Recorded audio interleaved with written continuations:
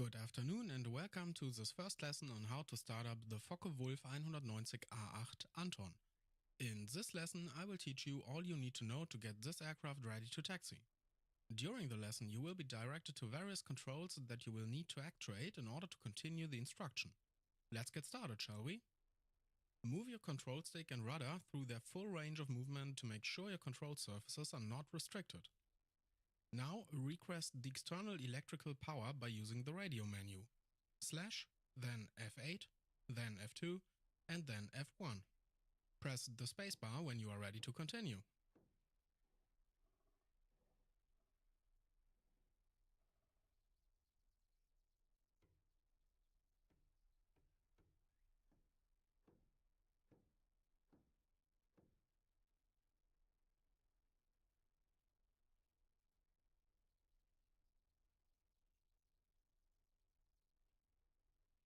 Chief, turn on the ground power. The first thing we will do is open the oxygen valve by placing your mouse over the knob and rotating your mouse wheel forward. Once you do, you will see the oxygen flow indicator start to blink. Now that the electrical power is attached and enabled, we need to push in the external electrical power CB to let the electricity feed the systems. Now we will check if all necessary circuit breakers were left pushed in by the last pilot. Please open the forward and back circuit breaker covers.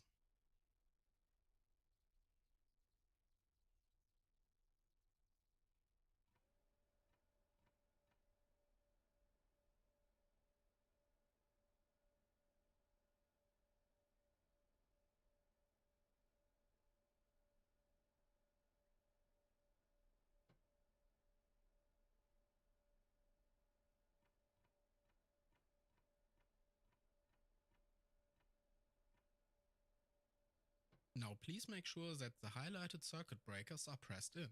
Please press them in if not done so already.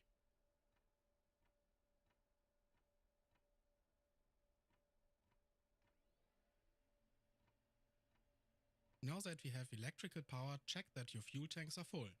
The highlighted switch allows you to view fuel quantity in your forward and rear tanks. The center position is off. The amount of fuel in the selected tank is indicated to the left in the yellow indicator. Use your left and right mouse buttons to move the switch. Press the spacebar to continue.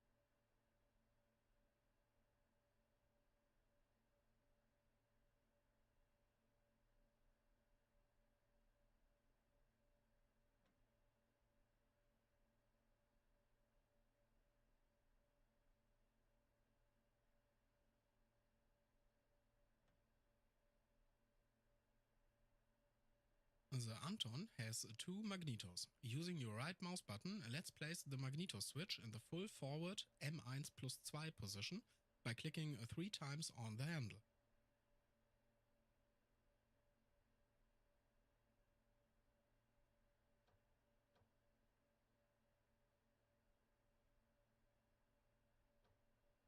Good. Now click on the fuel tank selector lever 3 times with your right mouse button to place it in the top open position.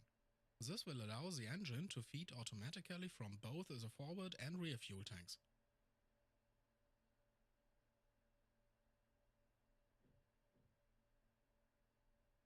Moving back to the right console, press the highlighted middle circuit breakers.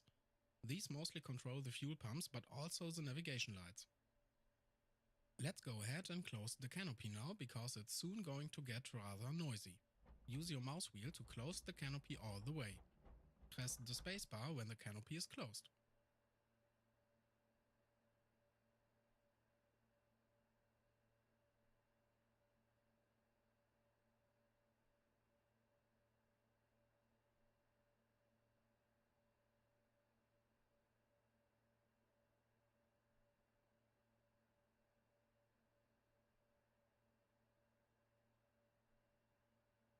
On the left side of the console is the throttle. Press Right Alt and Home to move it to the idle start position.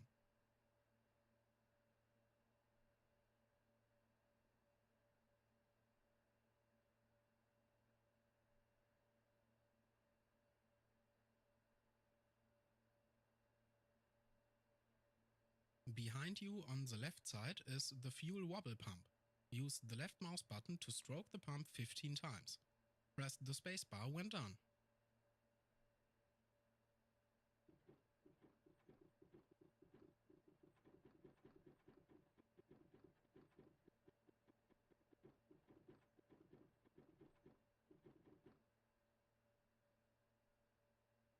Open the cover on the starter switch by right-clicking it. Left mouse click and hold in the switch under the cover to allow the flywheel to spin up. Hold it down for 25 seconds. After 25 seconds, release it and hold the mouse over the switch while holding down the right mouse button until the engine start catches and you hear the engine running smoothly. Once the engine is running on its own, press the spacebar to continue.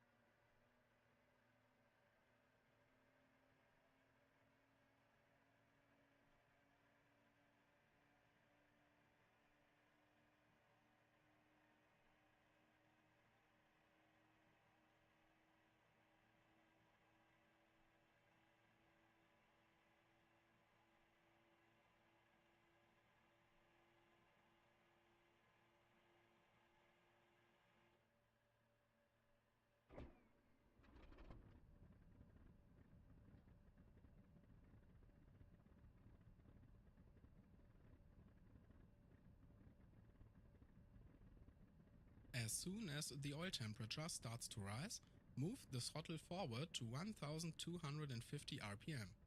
RPM between 600 and 1200 can damage the radiator farm drive. This concludes this training lesson.